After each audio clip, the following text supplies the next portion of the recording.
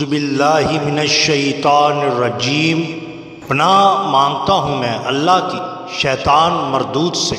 بسم اللہ الرحمن الرحیم، شروع اللہ کے نام سے جو بڑا مہربان نہایت رحم والا ہے۔ دا باٹم لائن کے ناظرین کرام السلام علیکم۔ محترم ناظرین، ہم آپ کے سامنے آج ایک بہت ہی معلوماتی ویڈیو پیش کر رہے ہیں جو کہ گھوڑے سے متعلقہ ہے۔ گھوڑے کو عربی میں الفرس کہا جاتا ہے۔ مذکر اور مؤنث کی جمع کے لیے افراس ان کا لفظ مستعمل ہے۔ حضرت ابو ہریرہ سے روایت ہے کہ رسول اللہ صلی اللہ علیہ وسلم گھوڑی کو بھی فرس کہا کرتے تھے۔ ابن السکیت نے کہا ہے کہ ہر سم والے جانور، خواہ وہ گدھا ہو، گھوڑا، خچر، جس کے اوپر سواری کی جائے، فارس کا لفظ استعمال کیا جائے گا۔ گھوڑے کی کنیت ابو شجاع ہے۔ گھوڑا بزرگی، عظمت اور بلند ہمتی کی صفات کی وجہ سے انسان کے زیادہ مشابہ ہے۔ اہل عرب کا خیال ہے کہ گھوڑا ایک وحشی جانور تھا۔ گھوڑے پر سب سے پہلے سواری کرنے کا شرف حضرت اسماعیل علیہ السلام کو حاصل ہے۔ گھوڑے میں بہت سارے اوصاف ہوتے ہیں۔ بعض گھوڑے وہ ہیں جو سواری کے دوران پیشاب اور لید نہیں کرتے، اور بعض وہ ہوتے ہیں جن کو اپنے مالک کی پہچان ہوتی ہے اور وہ کسی دوسرے شخص کو سواری نہیں کرنے دیتے۔ حضرت سلیمان علیہ السلام کے پاس پروں والے گھوڑے تھے۔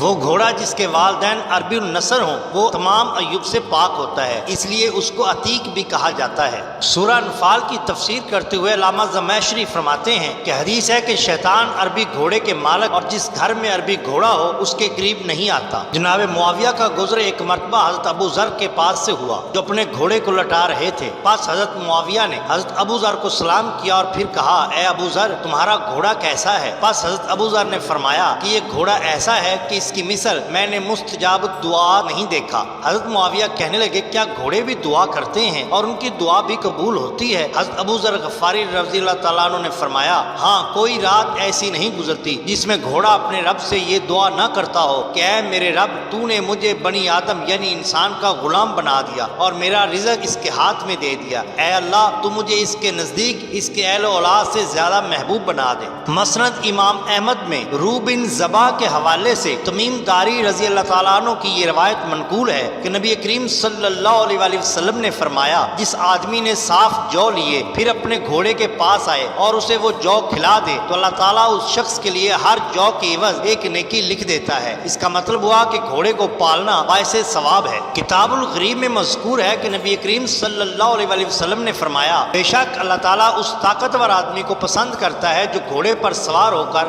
آتا جاتا ہے، یعنی جو ایک گھوڑے پر سوار ہو کر غزوہ میں شریک ہوا، پھر واپس ہوا، پھر دوسری مرتبہ غزوہ میں شریک ہوا۔ اس طرح وہ گھوڑا بھی مبدی اور معید کہلاتا ہے۔ گھوڑے کی طبیعت میں غرور اور تکبر پایا جاتا ہے۔ گھوڑا اپنی ذات میں مگر رہنے کے باوجود اپنے مالک سے محبت کرتا ہے۔ گھوڑے کے شریف اور معزز ہونے کی دلیل یہ ہے کہ کسی دوسرے جانور کا باقی ماندہ چارہ وغیرہ گھوڑا نہیں کھاتا، اور بلند ہمتی بھی گھوڑے کے معزز ہونے کی دلیل ہے۔ مروان کا ایک گھوڑا تھا جس کا نام اشر تھا۔ یہ گھوڑا جس گھر میں رہتا تھا اس گھر میں اس گھر کے محافظ بھی اسی کے یعنی گھوڑے کی اجازت کے بغیر داخل نہیں ہو سکتے تھے۔ گھوڑے کی اجازت کی صورت یہ تھی کہ رکھوالے گھر میں داخل ہونے سے قبل گھوڑے کی طرف اپنا پنجہ لہراتے تو وہ ہنہناتا، بس وہ محافظ کمرے میں داخل ہو جاتا۔ اگر گھوڑے کے ہنہنائے بغیر کوئی محافظ گھر میں داخل ہو جاتا تو اسے مشکل کا سامنا کرنا پڑتا۔ گھوڑی میں گھوڑے کی نسبت بہت زیادہ شہوت ہوتی ہے، اس لیے اکثر گھوڑوں کے علاوہ دوسرے نر جانوروں کے پیچھے بھی لگی رہتی ہے۔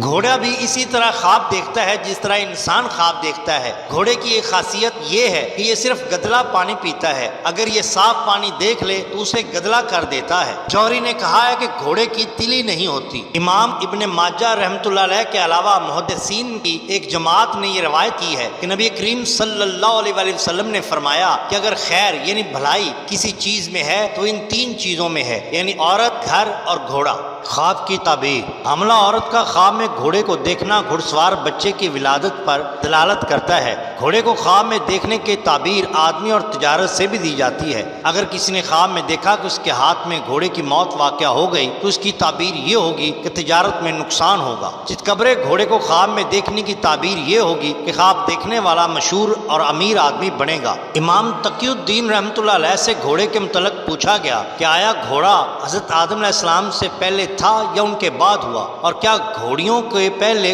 گھوڑے پیدا پیدا ہوئے اور آیا عربی گھوڑے مخلوط النسل گھوڑوں کے پہلے پیدا کیے گئے اور کیا اس بارے میں کتاب اللہ یا سنت رسول سے اس کی کچھ تفصیل ہے؟ آپ اس کے بارے میں فتویٰ دیجیے۔ امام سبکی رحمۃ اللہ علیہ نے اس طرح جواب دیا، گھوڑے تقریباً 2 روز حضرت آدم علیہ السلام سے پہلے پیدا کیے گئے۔ امام موصوف نے آیات اور احادیث مبارکہ سے استدلال کیا، چنانچہ ان میں سے بعض یہ ہیں کہ 4 پائے سہ شنبہ یا 4 شنبہ کو پیدا ہوئے۔ حضرت آدم علیہ السلام جمعہ کے دن پیدا ہوئے اور نر مادہ سے پہلے پیدا ہوا، کیونکہ نر میں شرافت اور حرارت اور ان سے فائدہ لینا زیادہ ہے، اور بلا شبہ گھوڑے کی شرافت اور اس کی برکت اور اس کے دانہ گھاس کی تلاش اور اس کی خدمت اور اس کے منہ اور پیشانیوں کو پونچھنا اور اس کی آنکھ اور اس کی قیمت کی تلاش کرنے کے بارے میں اور اس کے خسی کرنے اور اس کی پیشانی وغیرہ کے بال کاٹنے کی ممانعت میں بہت سی احادیث آئی ہیں، اور مطلقاً مخلوقات میں سب سے پہلے جمادات ہیں، پھر نباتات، پھر حیوانات اور پھر انسان۔ مختلف فرقوں میں گھوڑے کی